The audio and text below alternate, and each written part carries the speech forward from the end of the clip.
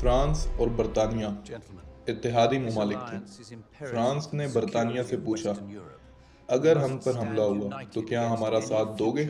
برطانیہ نے کوئی واضح جواب نہیں دیا۔ جرمنی کے لیے یہ ایک اچھی خبر تھی اور اس نے ایک منصوبہ تیار کیا۔ اس کا گمان تھا کہ روس ایک طاقتور لیکن سست رقیب ہے اور اسے جنگ کے لیے تیار ہونے میں بہت وقت لگے گا۔ تو جرمنی نے یہ حکمت عملی طے کی کہ روس کے تیار ہونے سے پہلے ہی فرانس کو شکست دے کر پوری طاقت سے روس پر حملہ کیا جائے۔ لیکن فرانس نے جرمن سرحد پر مضبوط قلعے اور دفاعی دیواریں بنا رکھی تھیں۔ جرمنی کے پاس وقت کم تھا، اس لیے اس نے سوچا کہ روایتی راستے کے بجائے بیلجیم کے راستے حملہ کیا جائے۔ بیلجیم ایک غیر جانبدار ملک تھا، لیکن جرمنی اس سے گزر کر اپنے 7.5 لاکھ فوج فرانس کے دفاعی لائن کے پیچھے لے جانا چاہتا تھا۔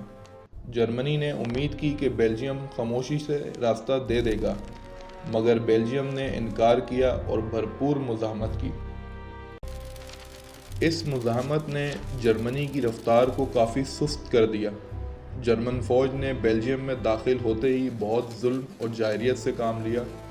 اتحادی ممالک نے ان سب کو استعمال کر کے ایک زبردست مہم شروع کر دی، جو پوری دنیا میں خصوصاً امریکہ میں اثر انداز ہوئی۔ امریکی صدر ووڈرو ولسن خود کو دنیا کا مسیحا سمجھتے تھے اور پوری جنگ میں وہ چاہ رہے تھے کہ سب مل کر بیٹھ کر مسئلہ حل کریں۔ امریکہ میں جرمن نژاد لوگوں کی بڑی تعداد تھی۔ جنگ کے آغاز میں وہ جرمنی کے حق میں تھے، لیکن جب بیلجیم میں کیے گئے مظالم کی خبریں آئیں تو ان کی ہمدردیاں کم ہو گئیں۔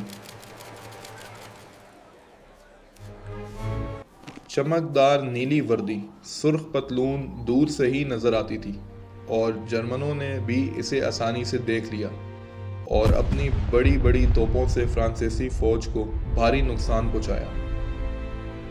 تقریباً ہر ملک پرانی سوچ کے ساتھ میدان میں اترا۔ سب کو جنگ کے دوران اپنی وردیاں، طریقے اور حکمت عملی جلدی بدلنی پڑی، کیونکہ یہ جنگ پچھلی تمام جنگوں سے کہیں زیادہ خوفناک ہونے والی تھی۔ یہاں جرمنی کو ایک بڑا دھچکا لگا کہ روس توقع سے کہیں پہلے جنگ کے لیے تیار ہو گیا۔ جرمنی نے آسٹریا ہنگری سے پوچھا، تم روس کو سنبھال سکتے ہو؟ جواب آیا، ہاں، فکر نہ کرو۔ اصل میں حقیقت بالکل اس کے برعکس تھی۔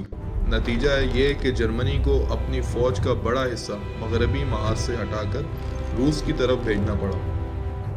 آسٹریا ہنگری کی فوج کا چیف دیکھنے میں تو بڑا وجیح تھا، لیکن عملی طور پر انتہائی کمزور حکمت عملی رکھتا تھا۔ وہ جرمنی کی بات اکثر نظر انداز کرتا اور پھر مشکل میں پھنس کر انہی کے پاس مدد کے لیے بھاگتا۔ چھوٹا سا ملک سربیا آسٹریا ہنگری کے تمام حملے شروع میں ہی پسپا کر دیتا تھا اور انہیں بار بار شرمندہ کرتا تھا، لیکن شمال میں جرمنی نے روس کی دوسری فوج کو تقریباً مکمل تباہ کر دیا۔ مغربی محاذ پر جرمن فوج آگے بڑھتی ہوئی پیرس کے قریب پہنچ گئی۔ دنیا کو لگا کہ شاید جرمنی اپنی جلدی فتح حاصل کر لے گا، لیکن قسمت پلٹ گئی۔ فرانس کے کمانڈر نے فیصلہ کیا کہ اب پیچھے ہٹنے کا وقت ختم ہو چکا ہے۔ اس نے اپنی فوج کو حکم دیا کہ ایک قدم بھی مزید پیچھے مت ہٹنا۔